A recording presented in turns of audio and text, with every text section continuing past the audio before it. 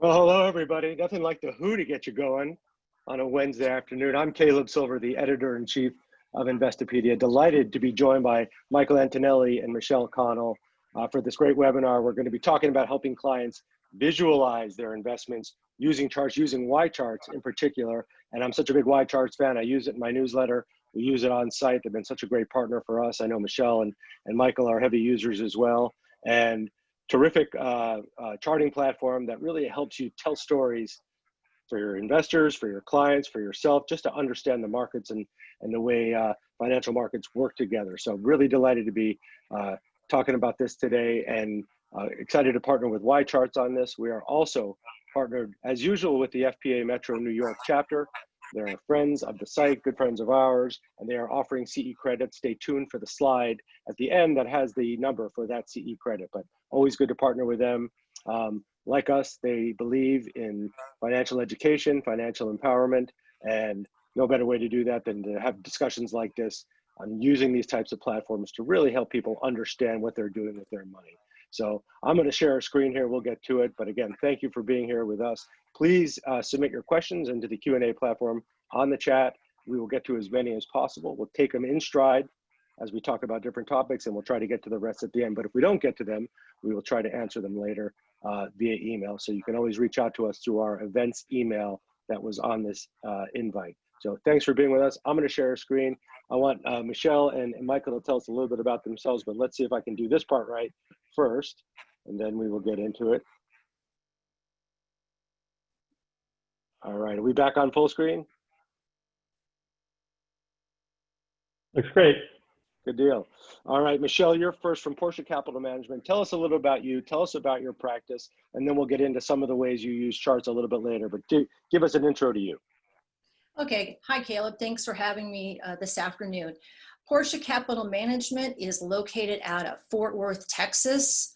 I'm a registered investment advisor. My practice focuses on high net worth clients and also a lot of charities and foundations.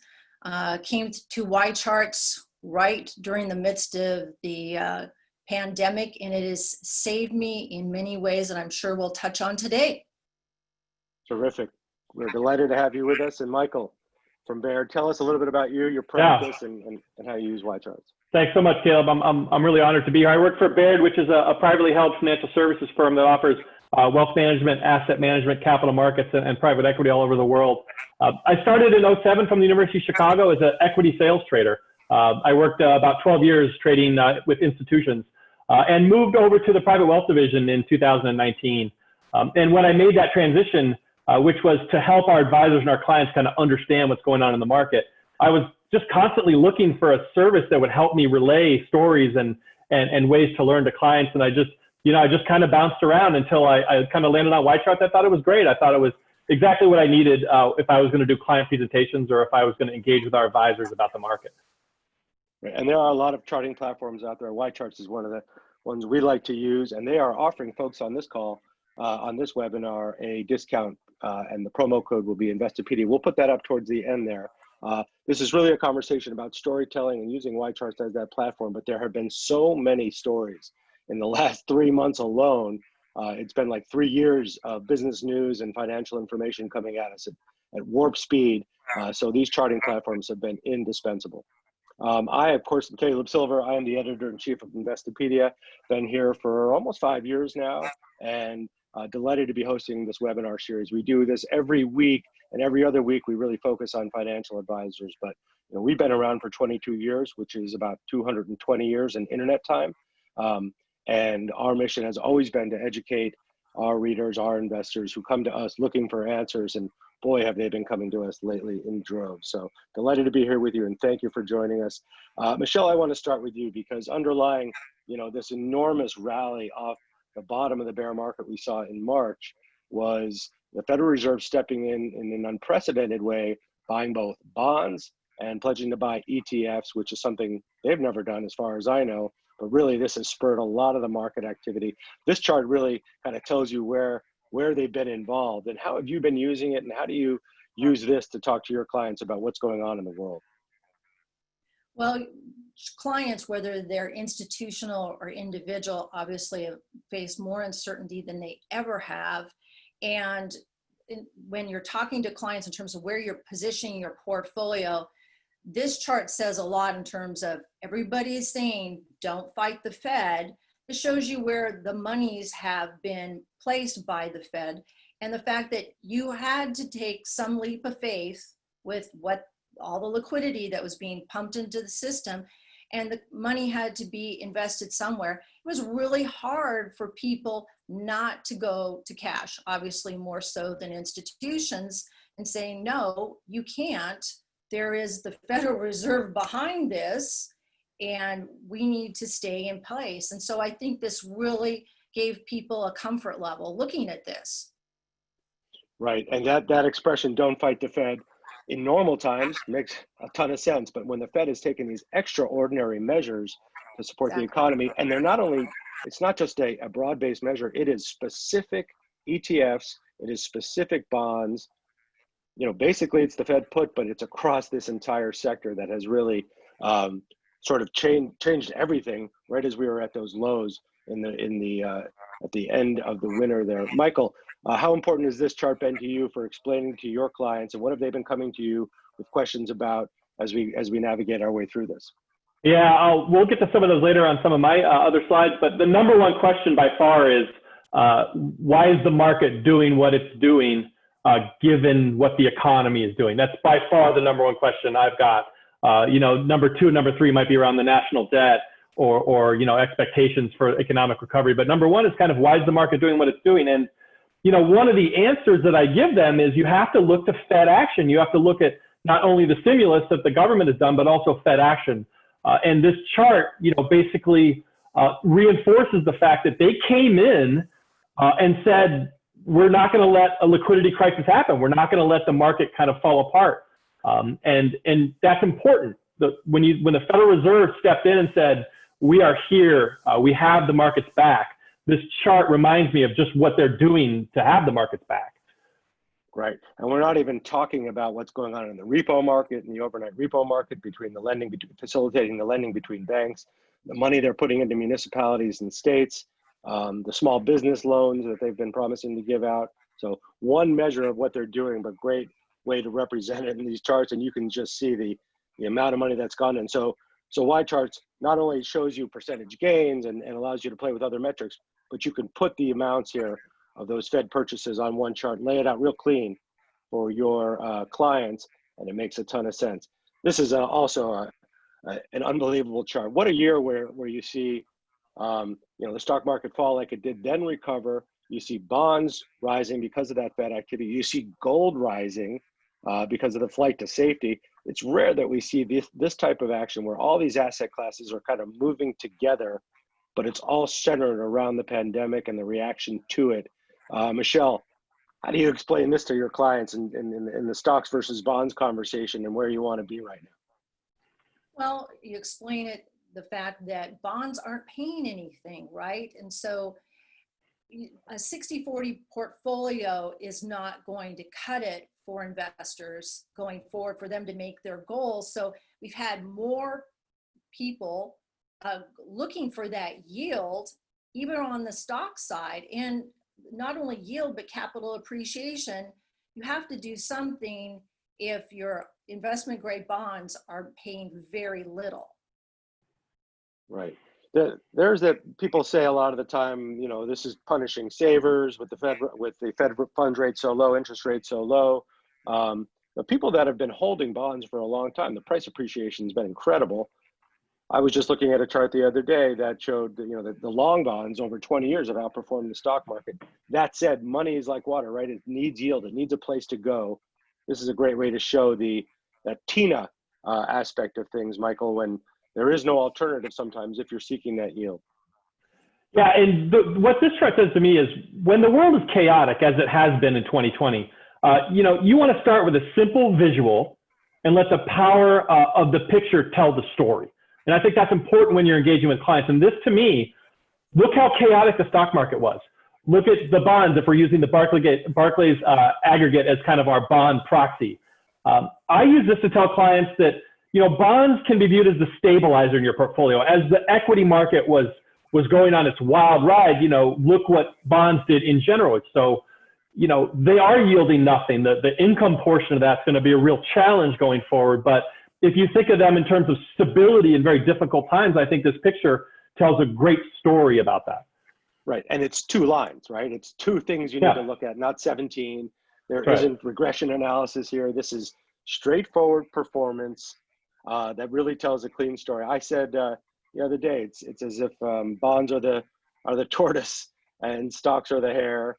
And over time, you can see the stability, but the action really has been in the stock market lately. So great chart, great way to depict that. Two simple securities to plot here, and a picture telling 1,000 words.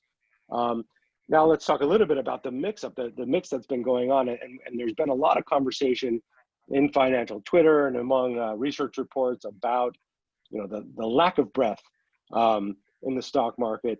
And we've seen, the top 5, 6 stocks, really the FANG stocks, the Facebooks, Apples, Amazon, Microsoft, Googles of the world, 25% of the S&P 500, really pulling the index with it wherever it goes. And this is a great chart that, the Russell 2000, Michelle, not holding some of those big stocks, but here you go in 3 simple charts, 3 simple lines. Well, I had a lot of clients who were asking me, should we be looking at small cap? When should we be getting in? And this helped me explain to clients, that small cap was being punished a lot in the beginning of the pandemic, and that we were going to wade into this area, especially when I think it's more than 50% of smaller companies aren't even profitable. So we were going to take our time and stay with the known names in the S&P and the names that were being utilized during the pandemic, and then work our way into the Russells. Right. And it's hard when you look at, well, they haven't increased as much as the rest of the market. Of course they haven't, because a lot of those are cyclical, smaller companies facing difficult challenges of their own.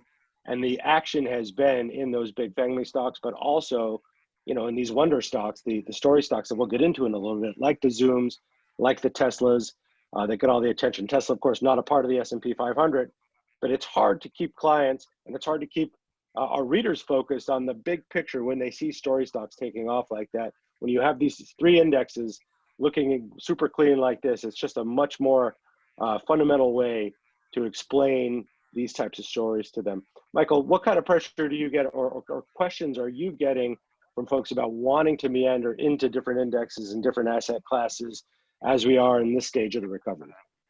Yeah, asset allocation, I think, is really, really important. And, we have 1,300 plus advisors, and they're all, operating their own kind of asset allocations based on their clients' needs and risk tolerance. And, when you present a chart like this, when you say, look, here's what small caps are doing, here's what the S&P 500 is doing, here's what the 1,000 largest Russell stocks are doing, it's a great conversation point. It's a great way to kick off the conversation, which can explain to them maybe why the small caps are lagging versus the bigger stocks, right? The Russell 1000 is dominated by big tech stocks. The S&P 500 to most extent is kind of dominated by the big tech stocks. You could also tell a story off of this of kind of the stay-at-home trade versus the longer to the quicker back to the economy trade. Like even today, vaccine news, the Russell 2000 does better because that means we're going to get back to our old life quicker. So it's a great way to present the different paths that a client's asset allocation might take. And again, the less lines on a chart, the better for me. I don't want to put 15 different indices on one chart and try to talk about them. Right, you'll look like Carrie in Homeland if you do that. Yeah. And you don't want to wind up as a chart criminal with the Animal Spirits podcasters either. That's no good place to be for anybody. I totally agree. And also, one great thing about YCharts and other charting platforms, but I like the simple use of YCharts. Like you could take this out 10 years. You could take this 20 years back. You could add in some financial metrics if you wanted to show growth or PE. But really that time frame, that perspective is all about the storytelling aspect of using charts to really tell stories. And I'm a former TV producer, business news TV producer, and I feasted on these. So I have a lot of appreciation for how we use them these days. Let's talk about corporate debt, because corporate debt has also been wild given the Fed's involvement, certainly in the higher end of the corporate debt market, the higher graded bonds. This one, again, 3 lines, simple chart, Michael. This is kind of telling you everything you need to know about where the Fed is, right? Yeah, I mean, seeing those, kind of yields move, you could sense involvement. You could sense kind of the price action. One of the things that this chart speaks to me is just how yield challenged retail investors will be, and certainly one of the last things that we would want, or an advisor would want, is for them to reach for yield, given kind of the compression of corporates and treasury yields.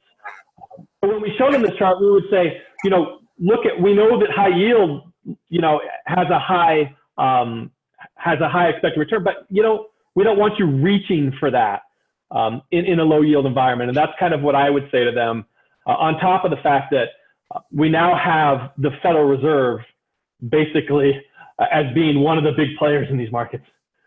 Right. Nothing like having the Fed in the room with you. Michelle, you say you work with some nonprofits, some foundations. They have to be a little bit more cautious and maybe by the book sometimes with their investments. Well, how do you caution them or speak to them about these markets, especially the corporate debt market, given the Fed's action and given where we are in the cycle? Well, pensions as well as foundations and other charitable organizations they're very income sensitive, right? And so usually in periods like this, their constituents want the access to their money earlier. I actually had charities throughout the South that were asking to take distributions right around March, April versus October, November this year, because so many people in the communities were needing food and support. And so I can't take a lot of risk in my bond portfolio. I need that liquidity. So this is actually the chart that sold me on YCharts, because I was watching the market seize up in March 23rd and a little bit thereafter, a couple of weeks thereafter, where we had no liquidity. And I started finding liquidity for those charities so that they could have that liquidity for a number of months going forward in case we needed it. I'm an equity investor. I'm not a bond investor. These charts specifically have been very helpful to me to bring me up fast, the information that I needed to know, and to not only make decisions, but then explain those decisions to my clients. Right. Michael, have you experienced that at all with clients looking, or you advise the advisors, so to speak, but have any of them come to you with a similar concern or a need to get liquid earlier in the year? No, I think most of the time when we're engaging with advisors, when I engage with the advisors, when I speak with clients, it's about putting things in perspective. It's about helping to convince them that the asset allocation that we've crafted for them is worth sticking to. So, advisors in general are crafting these plans for individuals. They're crafting them for families. They're crafting them for legacies. You would want to use both their bond and their equity allocation, and I think we're going to talk about that in the next slide, to tailor it to their specific risk needs.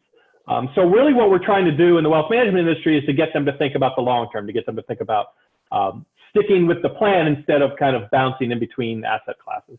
Right. Smart question coming in already from us. And folks, please do submit your questions into the Q&A platform. I'll throw this to you, Michael, since Michelle doesn't necessarily focus on this market. What is the expected default rate of the CCC debt?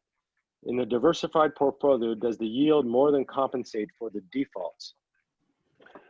That's a great question. I mean, so I came from an equity background. I'm more of an equity guy. I kind of lean on the fixed income guys to kind of push the world around as they do. One of the things I always think about when it comes to yield is, how much risk are you taking just to get that yield? And, I don't know the exact answer to what that default rate would be or what yield you'd have to be compensated for that.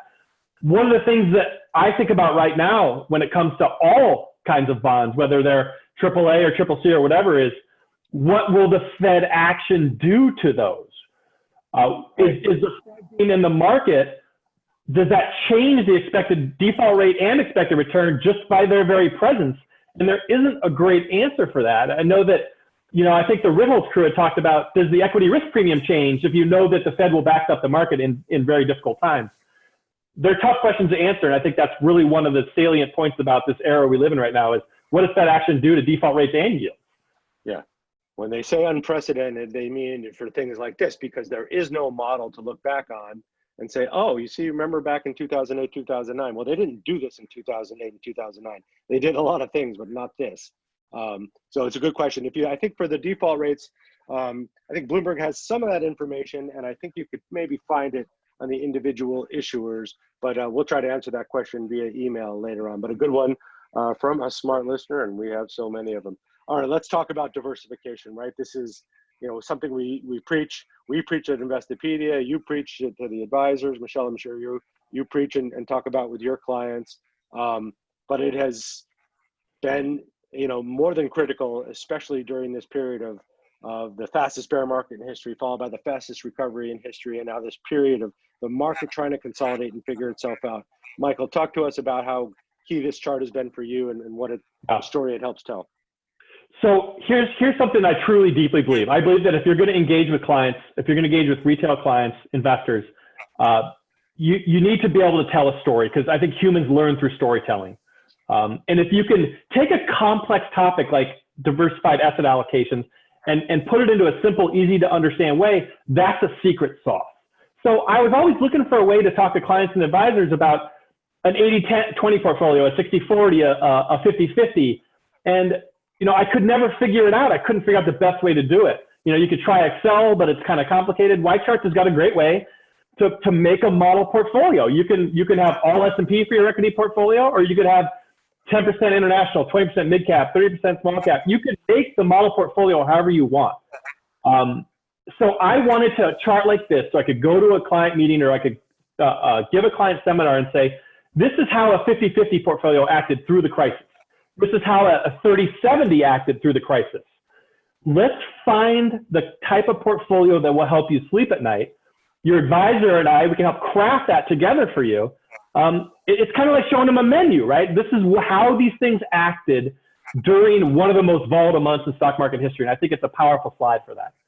Yeah, and that the ability to create your own models in YCharts is great. And then you save these charts, and then you add to them, and over time you create these great folders. And then there's the sharing aspect, because I could probably look at yours, some of your shared charts, or you get on with the chat. I burn that chat up on YCharts. You can ask them usually around Thursdays and Fridays when I'm doing my end of week newsletters. I get on there and I ask for very peculiar things, and in about 20 minutes they have the answer for me, or if they don't have it, they'll go figure it out. So this is a great way to do that, and you can make your own models. Again, pictures tell 1,000 words here, and it's not too complicated. The performance is there and easy to read. Michelle, as you deal with your clients and talk about diversification, what are some of the key aspects you lean on, especially as we are in this phase of the market? Well, a chart like this shows that you do not have to participate as fully in the downdrafts and still have very good performance and meet your goals. And given the barrage of media that people have had, you look at 2008, it was difficult keeping clients in their seats. It was even more difficult this time around because they're watching that free fall in March. When you have a chart that shows them how blended portfolios have mitigated the risk over time and held up, it's easier to keep clients calm and in place with that long-term allocation for their investment horizon. Sure, and it is hard. You mentioned 2008, 2009. A lot of people bailed out or were not interested in participating. They didn't think it was fair. It was not a level playing field. Pick your metaphor. Stock market, S&P went on to return about 350% over the next 10 years. Some of that was because of the Fed, but money needs a place to go, and you could model it any which way and come up with a bunch of different scenarios to tell stories like this. Can I just end really quickly? I think for an advisor, this is one of the charts that I really value when speaking with advisors, just financial advisors who are dealing with their clients, because they can go in and craft the portfolio kind of to mirror their client's portfolio, and then they can add layers of bonds, and they can say, with this equity allocation, if we were 30% bonds, 40% bonds, 50% bonds, you can find where they are comfortable. You can find their risk tolerance. And I think everybody after March of 2020 is reminded that maybe they had the wrong risk tolerance. And it's important to be able to sleep at night with your portfolio. Right. And the thing is, advisors are working on behalf of their clients who have their own individual concerns, different time frames, different time horizons and risk management protocols in place. It's different for everyone. But when you have sort of this clean look, this could apply to anyone. And as you say, you could put a portfolio together based on any of these models and be able to show your clients with individual ETFs or securities just how it would do over time. So again, a real valuable way of showing diversification. Let's talk about drawdowns, because yes, drawdowns happen. The market doesn't just go up every day, every year. What's the average? 6 to 8% a year for the last 50 or 60 years. Now we're talking about 4 to 7% or whatever that is. But the drawdowns are the things that really shake people to their core. And I think, I've read some smart folks who say things like, you have to be able to suffer the drawdown and have your limit. How much can I take before I can't take it anymore? But if you decide to stick with it, you have to stick with the drawdowns. And if you don't and you bail out, you miss the best performing days of the market recovery where most of that ground is made up.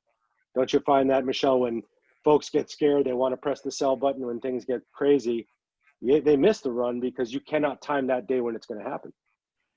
Well, that's where a chart like this really helps out. And sometimes I augment this chart with a chart that actually shows if you do not stay put and things snap back, you may not have a snap back as quickly as we did with this situation. But if you miss like the top 13 days or 20 days of the year, you're really going to miss out on a market's total annual return. So, you have to find a way to keep in place, have that asset allocation, and show a client that you can't time the market. No one can, not even the professionals can, but you have to have a plan and you have to stick to it long term, and you have to decide what your risk tolerance is and then stay put. Right. So important to stay the course if you have the plan, right, Michael? Yeah, the plan is really, really the key to getting through these moments. I think it was my friend Morgan Housel who said, an investor's lifetime performance will be mostly determined by what they do during turbulent times. And this chart is turbulent times. I think we'll probably look at another chart along the way of what you got for living through these turbulent times. But I want something that's going to show an individual client that stock market crashes and sell-offs happen frequently. It's not a bug, it's a feature of the market. You cannot avoid them. There's no way to completely be in or out. There's some of the greatest charts out there, like Michelle said, you missed the 10 best or 20 best or 10 worst or 20 worst days. Those are great because it reminds people that those things happen near each other. But this is another great story. I'm a history major as an undergrad. When I put this in front of somebody, I can tell them about the previous bear markets, what was the reason for them. And they're all different. They're all different. But the drawdowns are a part of being an investor. You have to learn to get through them. Yep. And you're right. Each one of these declines tells a story. And then the recovery, you could also look at this and say, look, the recoveries aren't always V-shaped and even either. Yeah, we see some V's in here, but I remember 2008, 2009. I remember 1999, 2000. We shot back up and then we corrected again 10, 15% because the market hadn't consolidated, right? There wasn't a full, people did not have that full range of belief yet that markets were going to consolidate, form that base and go up from here. And it was uneven for years, but it eventually evened out a little bit. And this is a very similar case, right, Michelle? It's like the tech stocks have been leading this up and the healthcare stocks are coming with it. When we see good virus vaccine news, we see travel, oil, and the cyclicals respond because they're tied to the economy, but it's not clean. No, it definitely is not clean. And That's why, again, having the plan that Michael referred to and having a well-diversified portfolio is important, because there will be participation beyond 5 tech stocks. We have a question. I think we'll probably get to it if we have a chart that illustrates the missing 10, 20 worst days of the market over a specific period. Let's see if that's in our deck. If not, we will make sure we get that out, because I know that YCharts can make that chart. Folks, do submit your questions through the Q&A. Remember, there is CE credit here through the FPA New York for members, so that code is coming up at the end, and also a promo code for YCharts if you choose to use it, as long as you say our name. All that is coming up at the end of our presentation here in about 25 minutes. But again, those questions, keep them coming. Okay, so we talked about drawdowns. We showed that great chart, but the stock market grows over time. I believe that we're looking here at the growth of, is this 10,000 over the last 30 or so years? And yeah, drawdowns happen, but staying the course, Michael, is what John Bogle used to preach, and what those long-term index and value investors, they say, look, stay with it, or you'll miss out on some of these gains. Yeah, I mean, the seeing what money grows into, it can be esoteric. It can feel almost academic, but to show somebody that even with the stock market crashing, even with drawdowns, this is what happened to, say, 10,000, or this is what the total return was of the S&P 500 at that time period. Now, obviously, we always tell our clients past performance does not guarantee future results. It's something we say all the time, and for a reason, right?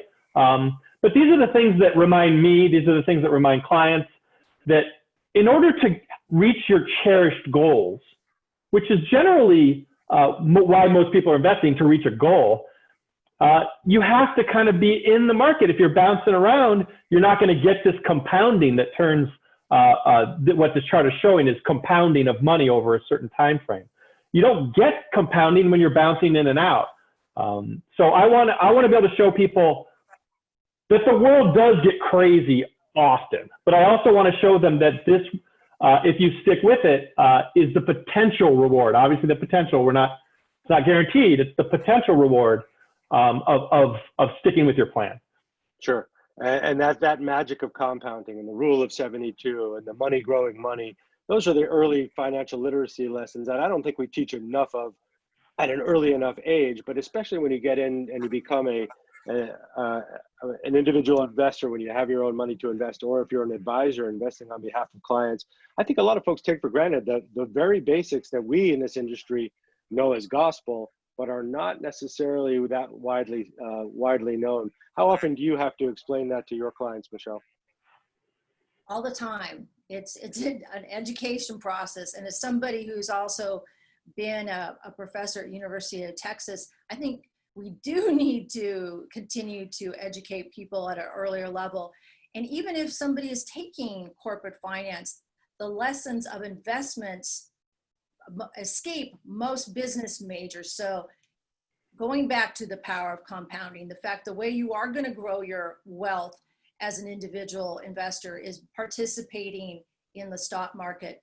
The fact that over half the companies in the S&P were founded during a recession or economic crisis, those are important things that people need to keep in mind so that they continue to put money where it will grow and not just put it in cash.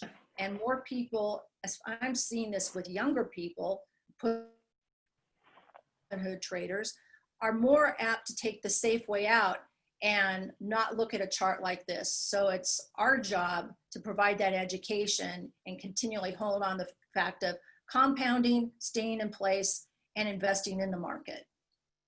Right. Let's talk a little bit about this move to cash, which is, it's a harbinger of all volatile markets. But there is an excessive amount of money in money market funds right now, in high yield savings accounts. I think the last count from the Fed was some $4.1 trillion in money market funds, yielding somewhere between, 0.5% and maybe 1.2%. So basically doing nothing against inflation. And then the high yield savings accounts, which aren't doing much better because interest rates are so low. How do you convince folks to put the money to work, even in a time of uncertainty, Michelle, when all they want to do is kind of hide it under the mattress and wait this thing out? All you have to do, whether the investor is old or young, is talk about inflation with the inflation that they're experiencing, not the inflation that the CPI is not reflecting, in terms of reality. And, whether it's a young investor, and I've got several of those families that are saving for college, and look at how fast college expenses have continued to, just blow up. And then if you're older and you're trying to take care of your family and maintain your lifestyle and probably cover healthcare costs as you get older, inflation is going to kick in there for you. So cash is not going to maintain your lifestyle. It's going to erode your lifestyle. So you have to find a way to find comfort, invest, and take it outside of cash and your mattress. Right. So hard for people to make that move sometimes, but we say the best day to start investing was yesterday. The second best day is today. As long as you have a plan and you're doing it in line with your risk tolerance, we encourage that as well. Michael, from the conversations you're having with advisors and the ones they're having with their clients, this reticence, to put money in the market, or if they took it out because they got scared to put it back in. It's charts like this, but what other tactics are you using to help make that point come across? Yeah, for younger investors, like Michelle said, it's a different story than older investors. If you're a younger investor, the story is to always hit them with basically what's called evidence-based investing. I'm sure you guys are all fans of evidence-based investing, which is, if you're 32 or 35, what are the probabilities that the market will be positive over your lifetime or over the next 20, 30 years? You can look at the history of the market and say, yes, past performance is no guarantee of future results, but there's never been a 20-year period in up where stocks have been negative. It's never happened in history. I'm using evidence-based investing to help tell that story. For the older investor, it's, one of the risks that you face is that you might actually outlive your money. If you go to cash in your early 60s or your mid 60s and you're just kind of on the sidelines because you're worried about the market or politics or, a host of different things, if you're married in 65, I think there's a 50-50 chance one of you lives to 80. So that's a long time frame. What are you going to do to get back into cash? What are you going to do? What's going to be your impetus to get back in the market? Because we all know money markets are near zero, treasury rates are low. Advisors all over the world, at Baird, at Michelle's firm, everywhere, are going to have to grapple with really low rates. It's a real issue. And it's even magnified by a client that might be sitting in just pure cash. Yep. Right. That's not going anywhere for a while. The Fed has already told us, and they never do, that they're going to keep interest rates kind of where they are, at least through next year. So there's that. But if you look at the long-term 20-year trend of interest rates, it's only going one direction, basically, except for a few bumps. I love this chart. Not necessarily a Y chart, but I know that the folks at Ritholtz Wealth Management are big YCharts users. But there are millions of reasons to sell, right? You could pick any moment in history where you would have thought this is it. And we've had some extreme drawdowns, certainly. This one has been extreme, to say the least. But go back in history, you can find reasons to sell. Go back to Tulip Mania, plenty of reasons to sell back in the 16th century, plenty of reasons to sell in the 21st century. But this I love because it is the story of, the fear and greed of the stock market playing out. Michelle, have you ever seen this or used this before? I've used something similar to it. It just reminds me that at the bottom of the market during the mortgage crisis, I think that's when most of us felt the worst, and it was the hardest to stay fully invested or to put more money in. But that was exactly the time to put more money in. So you don't know. You have to have faith that, overall a diversified portfolio, not 4 or 5 stocks, but have that diversification, that if you stay in the market and are in areas that are undervalued overall, you're going to be fine. Yep. Let's talk about holding those 4 or 5 stocks, those story stocks, and the media, the financial media, present company, completely included in this.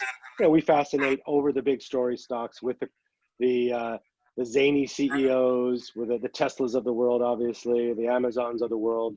And the story, you know, these stocks generate a ton of ink, and, you know, we probably pay them too much attention, but, you know, the stock market is like sports and the way we cover it, and we should probably do a better job at that. But when we look at the story stocks, especially for 2020, it's unbelievable.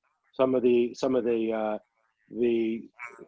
increases we've seen with Tesla, with Zoom, with anything with an IFY at the end of its name, the Shopifys of the world and the others.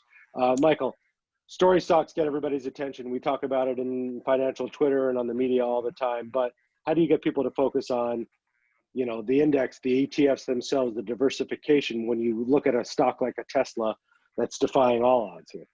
Yeah, one of my favorite things that I tweeted this year about Tesla was, in order to get this return you see right now on the screen for Tesla, you had to live through a 60% drawdown in this year.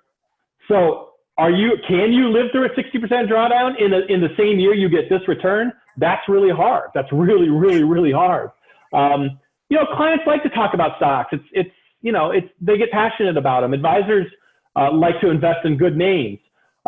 You know, in general, I believe asset allocation is really, really important to reaching an investor's goal.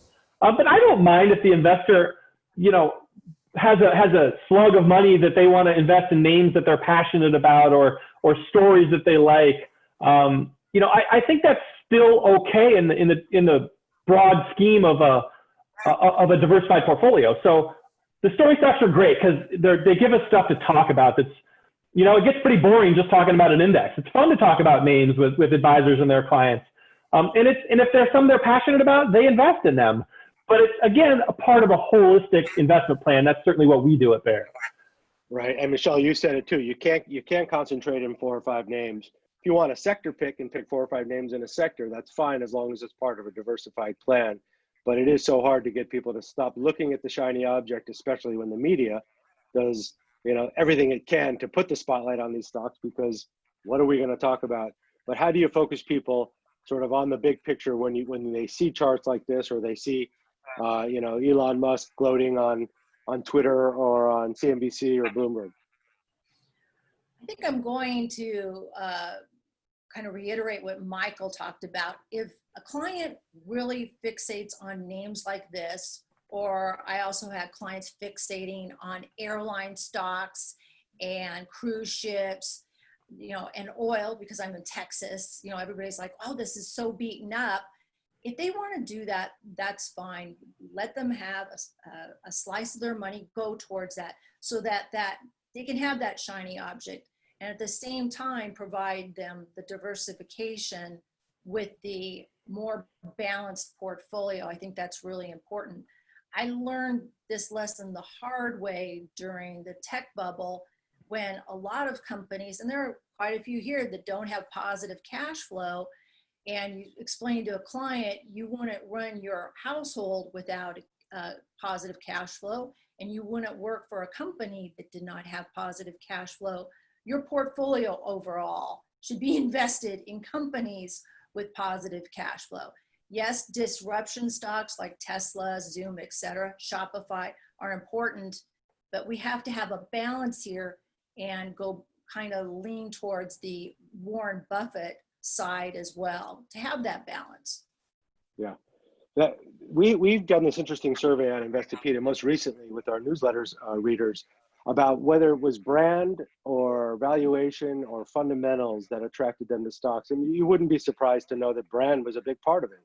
And there is something to buying what you know, buying the companies or the products you use, but you have to look under the hood and see what the financials are like and see what that future profitability looks like, if at all.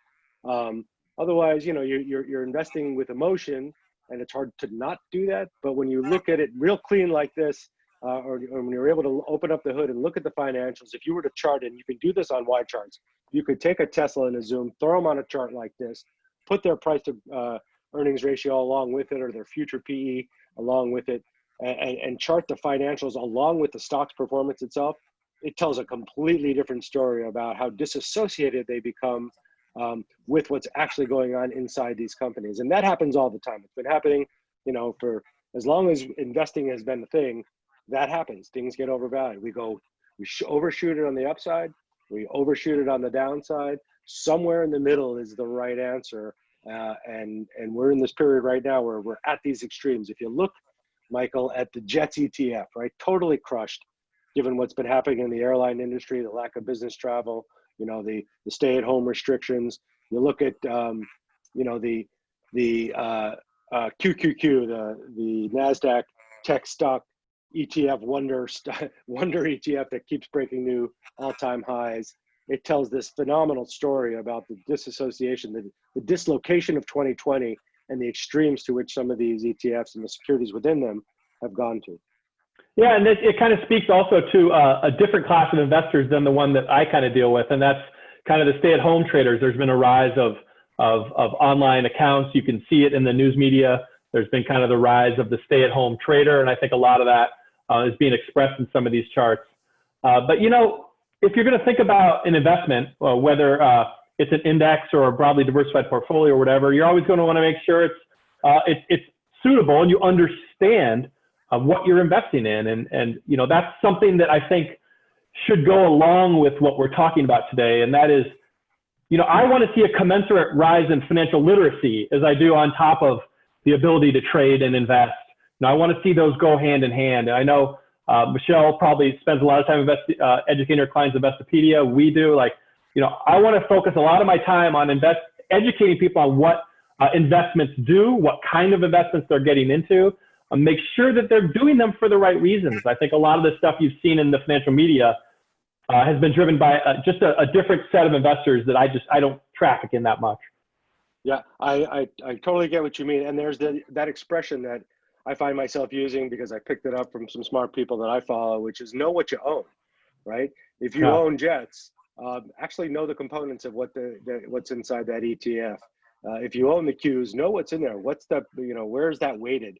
You know, what are the strongest stocks that are in there? Because that'll tell you a lot about those, what's happening inside the ETFs. But this whole notion of, you know, you may love the product. Do you love the stock? You may want the ETF because you've seen the ticker on financial media. Do you actually know what's inside of it? And then for those conscious investors, those impact investors that want to make sure that they don't have, you know, certain sectors within their portfolio, you know, the firearms for some people, the casino stocks for others, the oil and energy stocks for another set. You know, you've got to really open up the hood, see what's inside there, and then look at the performance and chart it and be able to actually see how it's performed over various time ranges using YCharts or other platforms. That really tells you the full story of what's happening inside these markets. So we talked about the reasons to sell. Again, so many of them over time, and so hard to keep clients focused on the big picture of their goals and keeping them focused on it. Any words you have beyond what we've talked about, Michael, in terms of, you know, big picture, the conversations that you're having with the advisors at Baird, and what their needs are or what their clients' needs are as we look towards a pretty uncertain second half of the year?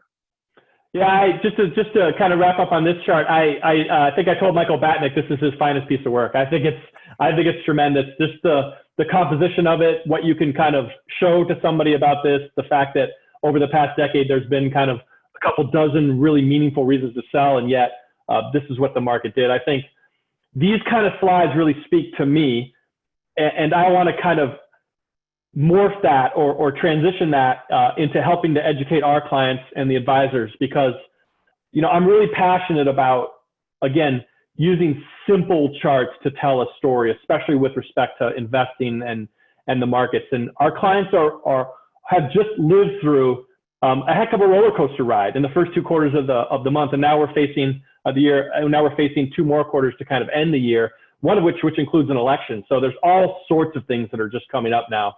And I really, really want them to engage with their advisor, to engage with us, because we believe that whether it's a COVID world or a non-COVID world, we're going to spend the time and energy educating them about the world and the markets, whether it's on a webinar or whether it's live in person. Hopefully we get back to live one day.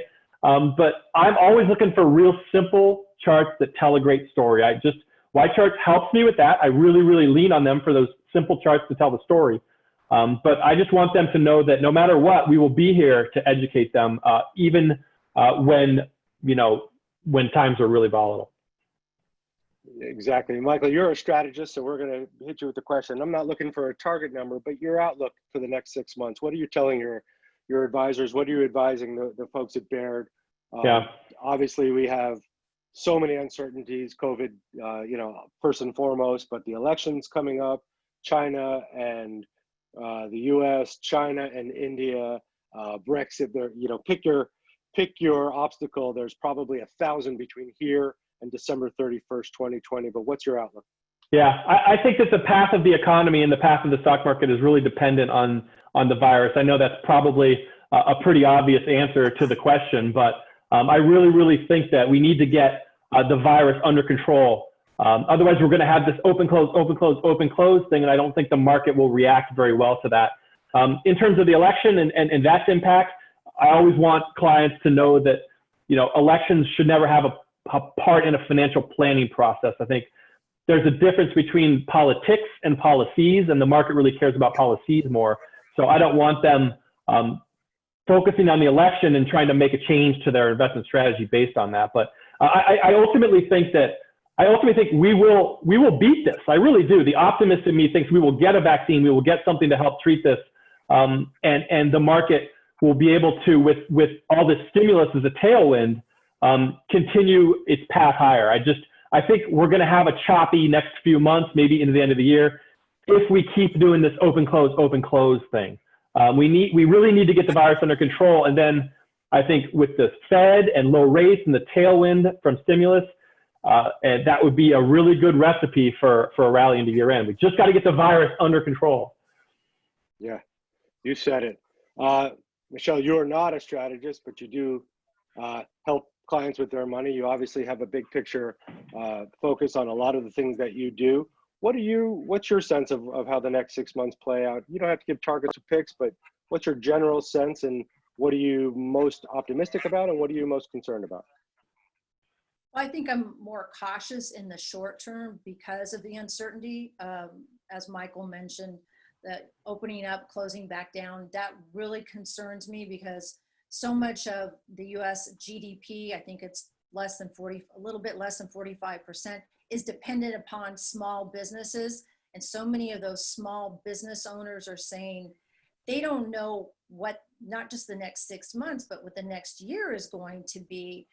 So I'm concerned about that. And in the conversations that I'm having, not just with clients, but with foundation boards, there's a lot of concern over the politics, the elections. And so again, if you look over time, it doesn't matter who's won, whether it's Democrat or Republican, ultimately the market finds its legs and moves forward. So I think we're going to have some continued volatility in terms of upside. I don't know how much I see from here, but I also am optimistic in the long term. As I said earlier, half of the S&P, those companies were founded during periods of recession. We have a lot of ingenuity and lots of entrepreneurship in this country. I look at the smaller tech companies and the biotechs that aren't public yet, but are coming on board because I do a lot in the private equity and private debt area. There are a lot of them, and I think there's a good reason to be optimistic, for the long term. We'll find a way to get through this, and we have to remain hopeful and stay invested. I love it. Great advice. And I think that sense of uncertainty, caution going forward, we've had a pretty good run, but there is a lot going on. I think that's warranted right now, but long term, stretch out those charts, put that S&P 500 or the Russells or the Dow up against a Y chart, stretch it out over, 2 years, 5 years, 10 years, 20 years, and you'll see that wall of worry is there, but stocks do have a way and markets do have a way of marching on. I really appreciate both your comments. I want to make sure that we let folks know about the discount that YCharts is offering to folks on the call. It's a limited time offer for webinar registrants, 15% off through the end of August. You have to say Investopedia if you sign up for them, and you have to have participated in this webinar. But as I said, I'm a user. They've been a great partner to us in the content that we deliver, especially in our newsletters, which go out. I do 2 a day.